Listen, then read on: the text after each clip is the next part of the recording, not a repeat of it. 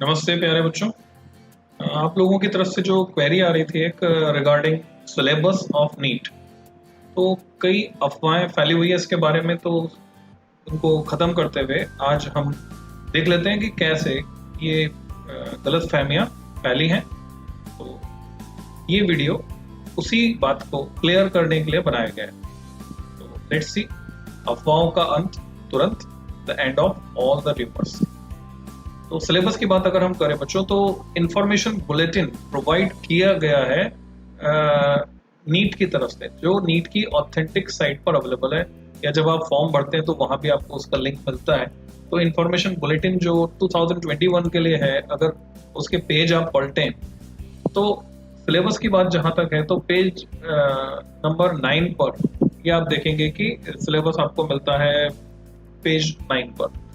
तो पेज 9 पर जब आप जाएंगे, सिलेबस यहाँ पे लिखा हुआ है इंडेक्स में, तो वहां पर आप देखते हैं सिलेबस ऑफ द टेस्ट के नाम पर लिखा हुआ है एनएमसी, नेशनल मेडिकल कमीशन। ये इस कमीशन का नाम यहाँ पर लिखा है, has notified the syllabus of NEET UG 2021। The question paper will be based on the given syllabus. उस पर बेस्ड होगा आपका पेपर, जो कि अपेंडिक्स 5 में दिया हुआ है। ये आपको समझना है। सिलेबस जो है एक तो अपेंडिक्स 5 में दिया हुआ है, और फिर यहाँ पर ये कह रहे हैं कि which is available at the NMC website. अब मैंने यहाँ क्रॉस लगा दिया है। क्रॉस क्यों लगा दिया है और अपेंडिक्स पर राइट क्यों लगाया है, उसका सिंपल सा रीजन है। फर्दर मोर टू रैशनलाइज, इसको हम अभी डिस्कस करते हैं। इसका कारण ये कि ये जो वेबसाइट है ये इन्होंने अपडेट नहीं की है 2016-2017 से। तो इस पर जो पुरानी डिटेल पड़ी है वो कई बार मिसगाइड कर देती है आपको। वहां लिखा है डिलीटेड सिलेबस, या वो 2002 की डिटेल है, जो जिसको देखकर आप कंफ्यूज हो सकते हैं। पहली बात तो ये साइट आराम से नहीं खुलती है, इसको खुलने में बड़ा टाइम लगता है, स्लो साइट है, स्लो वेबसाइट है। और उसके बाद ये मिसगाइड करती है क्योंकि अपडेटेड नहीं है। तो मैं नहीं सजेस्ट करता कि आप इस वेबसाइट पर जाएं।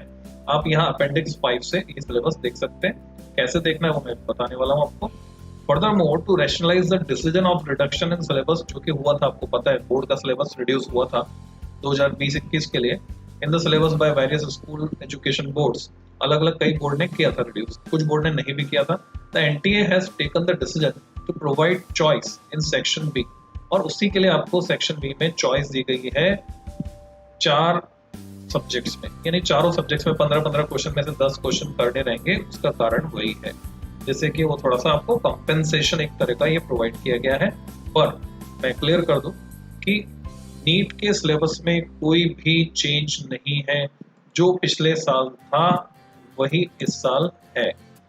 तो वो कैसे मिलेगा, हम अगर जाते हैं कोर सिलेबस यहाँ दिया अपेंडिक्स नंबर 5 में, 2021 में दिया अपेंडिक्स 5 में, 2020 में दिया हुआ था अपेंडिक्स नंबर 1 में। आप वेरीफाई कर सकते हैं। वो 2020 की जो इन्फॉर्मेशन बुकलेट है उसमें अपेंडिक्स 1 में था वो सिलेबस, और जो ये अपेंडिक्स 5 में दिया हुआ है 2021 के लिए पेज नंबर 67 टू 81, ये मिलेगा आपको पेज नंबर 67 टू 81। तो वहां हम चलते हैं पेज नंबर 67 टू 81 पर।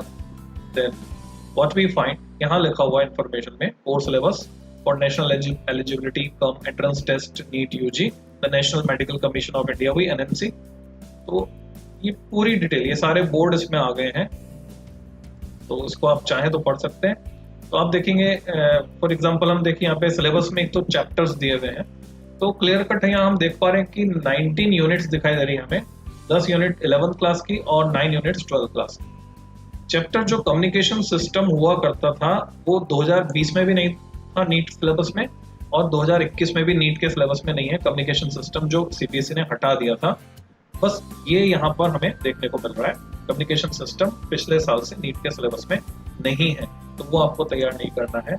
उसके बाद आगे बात करें हम केमिस्ट्री में, तो केमिस्ट्री में 14 यूनिट्स क्लास 11th में है, और 16 यूनिट्स जो है क्लास 12th के सिलेबस में हमें देखने को मिलती हैं।